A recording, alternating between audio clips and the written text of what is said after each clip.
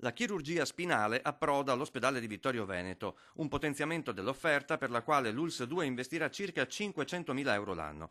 Prima di oggi i pazienti con patologie alla schiena e alla colonna vertebrale dovevano spostarsi a Treviso oppure a Pordenone. Ora saranno gli specialisti ad andare a rotazione verso gli ospedali del Trevigiano, ha spiegato il direttore generale Francesco Benazzi, e non i pazienti. Ernia del disco, artrosi lombari sono patologie invalidanti.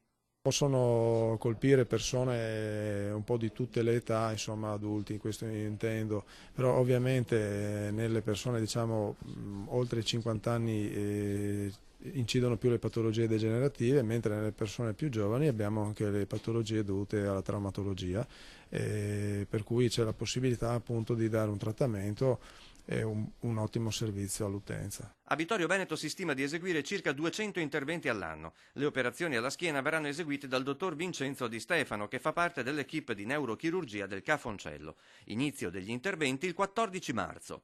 Questa è un'importante novità perché darà la possibilità ai pazienti della ex azienda numero 7 di potersi fare operare di interventi di chirurgia spinale presso l'ospedale di Vittorio Veneto. Interventi che riguardano sia problematiche diciamo di tipo traumatologico sia problematiche di tipo cronico-degenerativo che interessano la colonna vertebrale.